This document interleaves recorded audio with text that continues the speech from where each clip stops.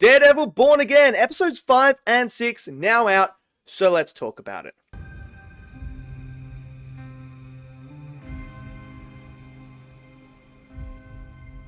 So Daredevil Born Again, they decided to drop 2 episodes tonight. We got episode 5 and episode 6. I did not know that they were doing this. But look, I'm going to be completely honest. I've loved the show so far. I've really enjoyed it.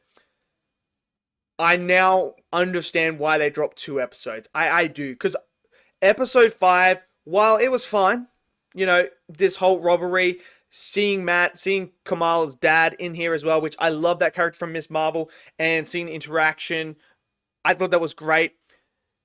It is the weakest episode in my opinion of the whole entire series at the moment. I get why they did it. I get the episode. It's Matt trying to realize and come to the term that he's the one that can get it done. The police aren't going to get it done. He's the one that has to step up. And it ties into the next episode because there's a flashback sequence with this in here. It was cool to see Matt in action. Cool to see the sleight of hand stuff with the jewel and that. So that was all fine. But I understand why they dropped the next episode, because if they had dropped this episode, I think a lot of people would have been up in arms to be like, "Yo, really? This is the episode?" So I understand, because now when you go into episode 6 is far, far better. And I think that's what everyone's going to be talking about, is episode 6 more so than episode 5. So episode 6 is really the episode that gets everything going. We see Fisk. We find out that there's the murderer Moose is on the loose, and he is using the blood from the people in his paintings. That's why they can't get it off. So we see Fisk in this, nature of like, okay, well, I need to get stuff done. We need to figure out this. And I love the moment where he's talking to the police chief, and the police chief is like, "Yo, we have to do this. We have protocols in here and stuff." And he goes, "Yeah, well, when the senators find out that there's a murderer on the loose, a serial killer, before the police do, I think we need to change things up." And I love that. I love how Fisk does that. So he comes up with this task force that he has handpicked with all the bad cops and stuff. And obviously Fisk, from his criminal background, sees these people as opportunists, people that are motivated, people that are willing to go over the line in the name of justice, just like how he deems himself. So I really like that aspect there, and obviously the interaction with them I thought was great as well. So we're really seeing Fisk start to really become a forefront villain of this whole entire series. You can just see that's where it's going. And then we have Matt. We have the daughter of White Tiger come in and talk to him about, like, he was onto something. He was doing this. I need your help. And Matt's like, "Well, I'm just a lawyer. I can't do much. This is for the police." And she's like, "The police ain't going to do anything. They killed my father. Like, what are we going to do here?" So she leaves, and now this is Matt, thinking about it, like, what am I going to do? So obviously, with Moose on the thing, he leaves more messages. And this is where we have her, the little girl, go out and try and, follow in her father's footsteps to find out this person. Obviously, Moose captures her.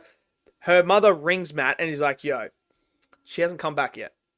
I didn't know who else to call." And Matt's like, "Just leave it with me. I'll do it." So he rings. This is a moment I really, really love, is when he rings 911. And he has a choice here now to give them the information and let them deal with it. Or he does what he's supposed to do and goes, "F it," puts it down and realizes they ain't going to get shit done. I need to do this. I need to put on that mask. I need to be the person that the city needs. And that is Daredevil. So he puts it on. It was an awesome moment. Then we have Muse taking the blood out of her, and then Daredevil turns up and we get this insane fight. What I love, though, about this fight is because what is going on at the same time is Fisk goes down, and he goes down to where Adam is. I believe that's his name, Adam, in the cell. And he basically tells him, explains, as a kid, I was fighting people twice, triple size me. And I figured out a good equalizer is obviously a tool. So he has an axe with him. So he throws the axe to him. And then he steps out and he stands there and he's ready to go. Fisk is going to fight this dude while this dude has an axe. And the editing I thought was fantastic, with the whole parallel of Fisk and Matt both fighting. And, the aggression, you could feel it. Fisk, every single punch of Fisk was to kill. I mean, when he had him on the table there and he's just boom, boom, and you see the little blood come out, you hear it, and you're like, dude, Fisk is going to kill this guy. And then you have the contrast of Matt, who's trying to save someone, but at the same time, you can see that he is giving in to the anger. He is giving in to everything. And he has this moment where he's got Muse wrapped around, he's pulling him down, he's choking him, he's hanging him, and now he has the chance. Kill this guy or save her. And of course, he lets go, saves her, and she wakes up, obviously, and then Muse gets away. So he's let the serial killer get away, but he saved her. And you can see that Matt is still trying to figure it out here, because he's trying not to lose himself in the red, basically, in anger and in the pain that he has felt from Foggy. He's trying not to give that. But when you contrast it to Fisk, who is killing this man, who is going out, and then when Fisk is just sitting there, and oh man, you could feel it coming from him. You could just feel that. I thought it was just absolutely fantastic. That whole final sequence was great.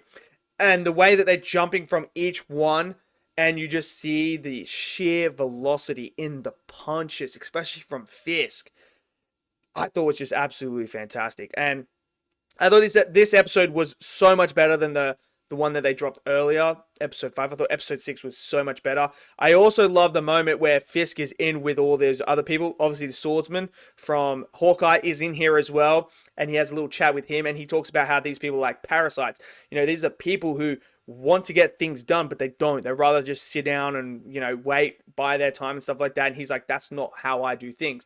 So I love that. So we did get some references to, obviously, Ms. Marvel in here and the swordsman. So we're getting those little things here.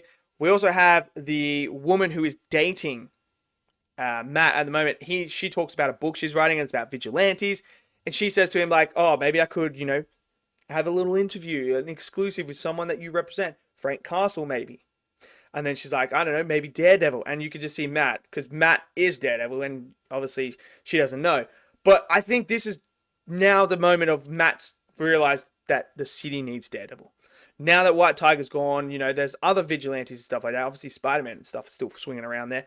But this is the moment now where he needs to step up and become Daredevil. And I think we're going to see more of Matt in Daredevil now. I thought it was great. Obviously, the first episode, it is what it is. I mean, unless it pays off, if there's no payoff to the crystal, the gem, whatever, or anything else that happened in that, there's no real payoff. It kind of will feel like filler, I'll be honest. So hopefully there's a payoff. I'll wait and see to see if there's a payoff. If there's no payoff, then this will be one of those episodes where I'm kind of like, what was the point of that? But until then, I'm going to hold off and just hope that plays into something. Maybe it was Fisk behind the things. We don't know yet. But let me know what you guys think of these 2 episodes. Did you guys enjoy it? Did you not? Maybe you didn't. Smash it down in the comment section below. Smash that like button. Click subscribe. And I'll see you guys next video. Until then, stay safe and peace out.